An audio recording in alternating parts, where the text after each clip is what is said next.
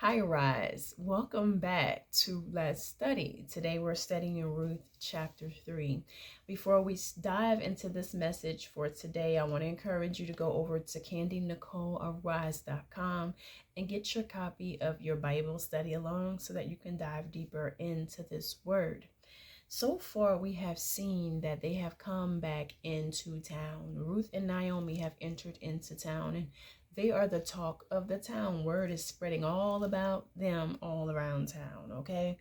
And so as the word begins to spread, it also begins to spread of Ruth's character, of her leaving her foreign gods and coming with her mother-in-law, and her desire to now worship capital G, okay, the Israelites' God, and be a part of their society, and how she was faithful to her mother-in-law. But in this also, there was a faithfulness to God.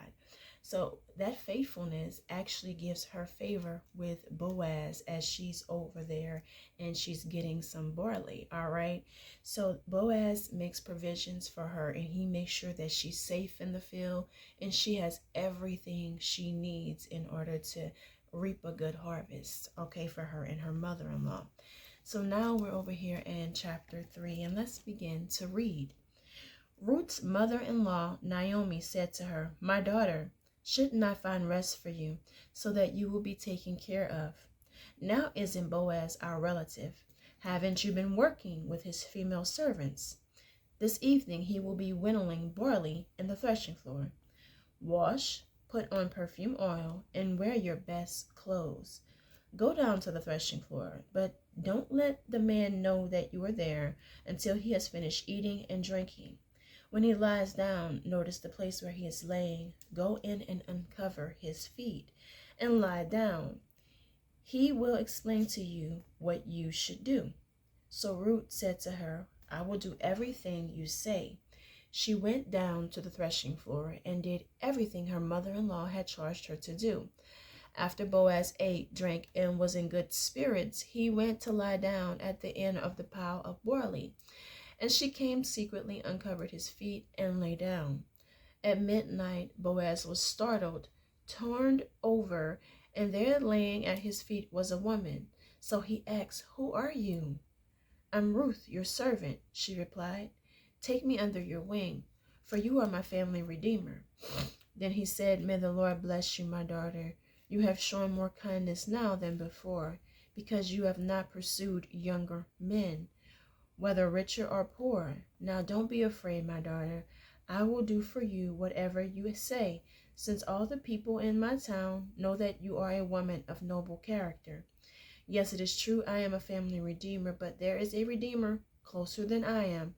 Stay here tonight, and in the morning, if he wants to redeem you, that's good. Let him redeem you. But if he doesn't want to redeem you, as the Lord lives, I will. Now lie down until morning." So she lay down at his feet until morning, but got up while it was still dark. Then Boaz said, "Don't let it be known that a woman came to the threshing floor." And he told Ruth, "Bring the shawl that you are wearing and hold it out." When she held it out, he shoved 6 measures of barley into her shawl, and she went into the town. She went to her mother-in-law, Naomi, who asked her, "What happened, my daughter?" Then Ruth told her everything the man had done for her. She said, "He gave me the 6 measures of barley because he said, 'Don't go back to your mother-in-law empty-handed.'" Naomi said, "My daughter, wait until you found out how things go, for he won't rest unless he resolves this today." So, one thing I think is a very bold message here is to rest, all right? And that is because what does Ruth and Naomi discuss? She says, "My daughter, wait until you find out how things go, for he won't rest unless he resolves it today." It was for Boaz to resolve. How many things in your life is for the Lord to resolve?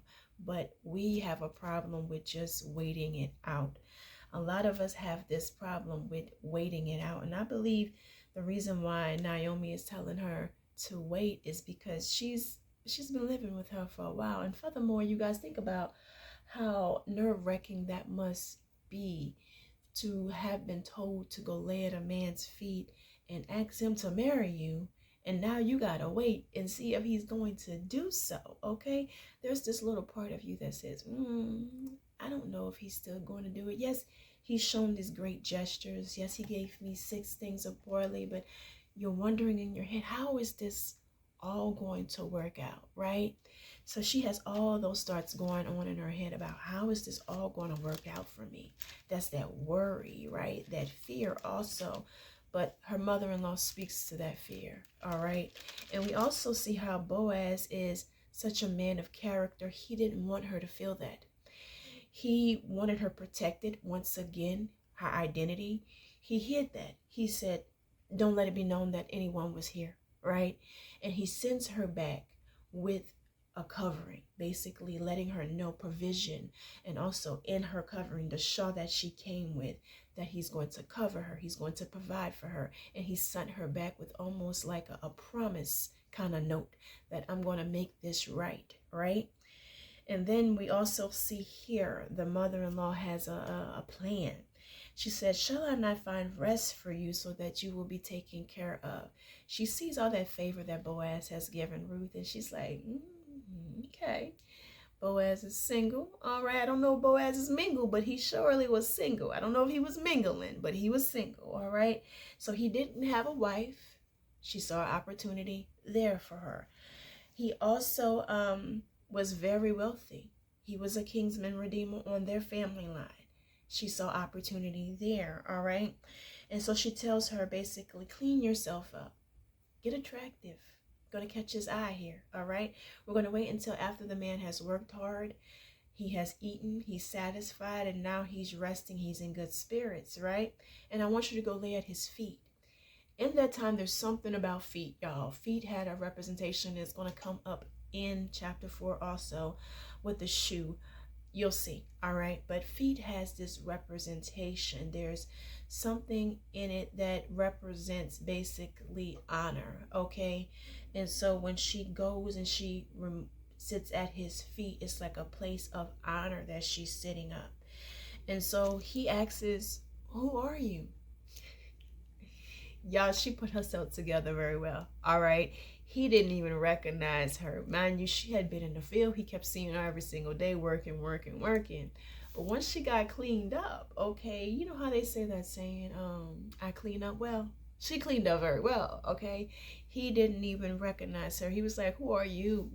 Okay, and she's like, I've been in the, it's me.